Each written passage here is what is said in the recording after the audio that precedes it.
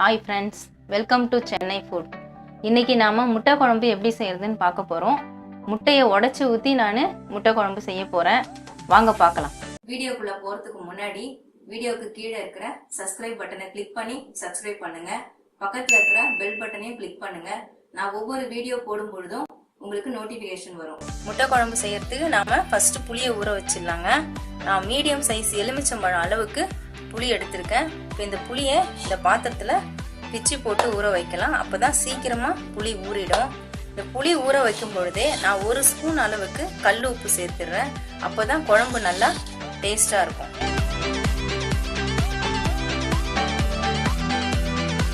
இப்போ 1/2 டம்ளர் அளவுக்கு தண்ணி சேர்த்து புளியை ஒரு 10 நிமிஷம் இல்லை 1/4 மணி நேரம் ஊற விட்டுடலாம்.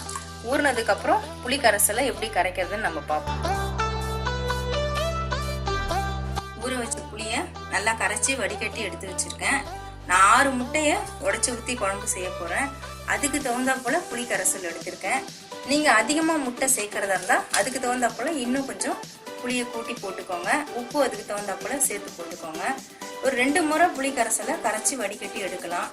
அதிகமாக புளி வந்தால் 3 முறையும் எடுக்கலாம். ஓரளவுக்கு நல்லா புளி கரைசலை கரைச்சி இதே மாதிரி வடிகட்டி எடுத்துக்கோங்க. குழம்பு நம்ம தண்ணியாக தான் தாளிக்க போகிறோம், அதனால கொஞ்சம் தண்ணியாகவே எடுத்துக்கலாம். இப்போ குழம்பு எப்படி செய்யறதுன்னு பார்ப்போம். அடுப்பில் இப்போ கடாயை வச்சுட்டேங்க. கடாயை நல்லா சூடாயிடுச்சு.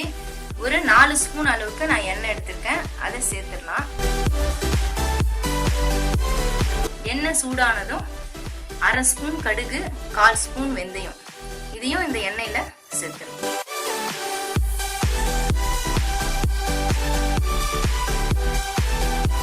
கடுகும் வெந்தயமும் நல்லா பொரியட்டும். பொரிஞ்ச பிறகு நம்ம வெங்காயம் சேர்க்கணும். கடுகு வெந்தயம் நல்லா பொரிஞ்சிருச்சு.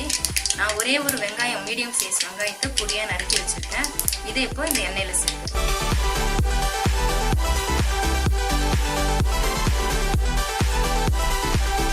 அது கூடவே கருவேப்பிலையும் 2 பச்சை மிளகாயும் கீறி வச்சிருக்கேன். அதையும் சேர்க்கணும்.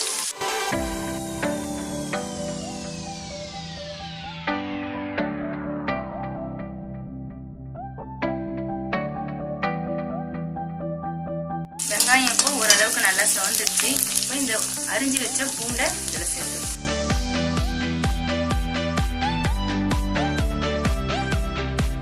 பூண்டு பல்ல நல்லா 2 நறுக்கி எடுத்துக்கோங்க. அப்போதான் அதில் இருக்கிற எசன்ஸ்லாம் குழம்புல இறங்கும்.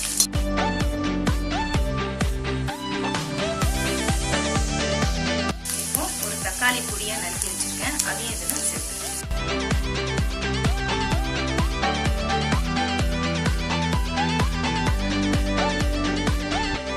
தக்காளி நல்லா வதங்கிடுச்சு. குழம்பு மிளகா பொடியை அதில் சேர்த்துடலாம். நான் கொத்தமல்லியும் மிளகாயும் சம அளவில் சேர்த்து அரைத்த தூள் இது 3 ஸ்பூன் அளவுக்கு வச்சிருக்கேன். இப்போ இதில் சேர்த்துடலாம். மஞ்சள் பொடி 1 ஸ்பூன் அளவுக்கு எடுத்திருக்கேன். அதையும் இதில் சேர்த்துடலாம். மிளகு சீரக பொடி 1/2 ஸ்பூன் அளவுக்கு எடுத்திருக்கேன். அதையும் சேர்த்துடலாம். இப்போ எல்லாத்தையும் நல்லா வதக்கிக்கலாம். உப்பு நம்ம ஏற்கனவே புளியில சேர்த்துட்டோம், அதுவே போதும். தேவைப்பட்டா நம்ம கொஞ்சம் சால்ட் சேர்த்துக்கலாம்.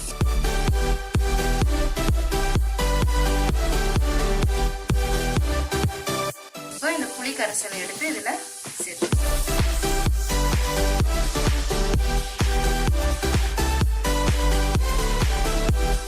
முட்டை உடைச்சு ஊத்துறதுக்கு குழம்பு நல்லா தண்ணியா தான் இருக்கணும். அதனால இன்னும் கொஞ்சம் தண்ணியை நான் சேர்த்துருக்கேன். அப்பதான் முட்டை வெந்து வரும்போது அந்த திக்னஸ் வந்துடும் குழம்பு.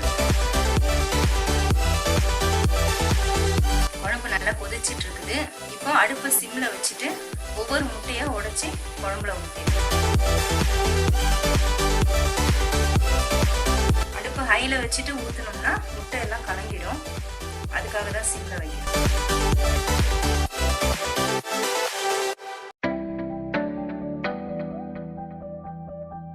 முட்டையை ஒரே இடத்துல ஊத்தாதீங்க. ஒரு முட்டையும் தள்ளி தள்ளி ஊத்துங்க.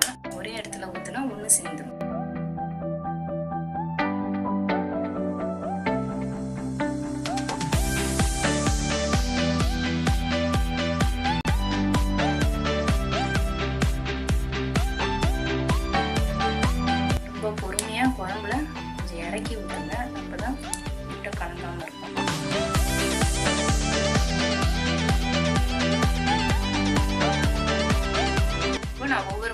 சுற்றி 6 முட்டை ஊற்றிருக்கேன்.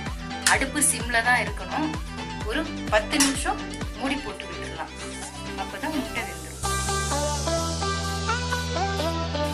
முட்டை உடச்சி ஊற்றி 10 நிமிஷம் ஆயிடுச்சு. இப்போ வெந்துருச்சான்னு பார்ப்போம்.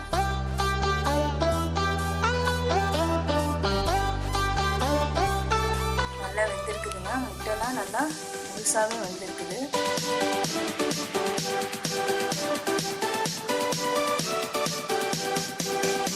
நல்லா முட்டை நல்லா முழுசாக வந்திருக்கு.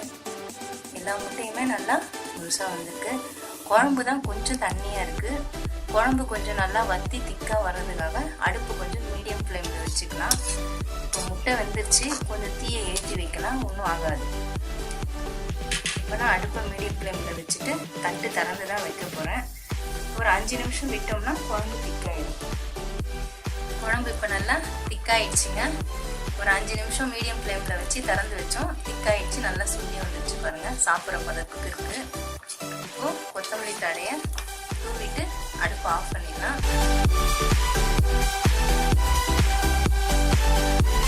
கொத்தமல்லி தழையை தூவியாச்சு. இப்போ அடுப்பு ஆஃப் பண்ணிடலாம். முட்டை குழம்பு ரெடி ஆயிடுச்சு. இது சாப்பாட்டுக்கு ஊற்றி சாப்பிட்லாங்க. நல்லா மீன் குழம்பு டேஸ்ட்டில் இது இருக்கும். நீங்களும் ட்ரை பண்ணி பாருங்க. சூடான சுவையான முட்டை குழம்பு ரெடி. இதே மாதிரி நான் தொடர்ந்து நிறைய ரெசிபிஸ் உங்களுக்காக கொடுத்துட்டே இருப்பேன். சென்னை ஃபுட் சேனலை சப்ஸ்கிரைப் பண்ணுங்கள். பக்கத்தில் இருக்கிற பெல் பட்டனை கிளிக் பண்ணுங்கள். நான் ஒவ்வொரு வீடியோ போடும் பொழுதும் உங்களுக்கு நோட்டிஃபிகேஷன் வரும். உங்கள் ஃப்ரெண்ட்ஸோட ஷேர் பண்ணுங்கள். அவங்களையும் சப்ஸ்கிரைப் பண்ண சொல்லுங்கள். நன்றி, வணக்கம்.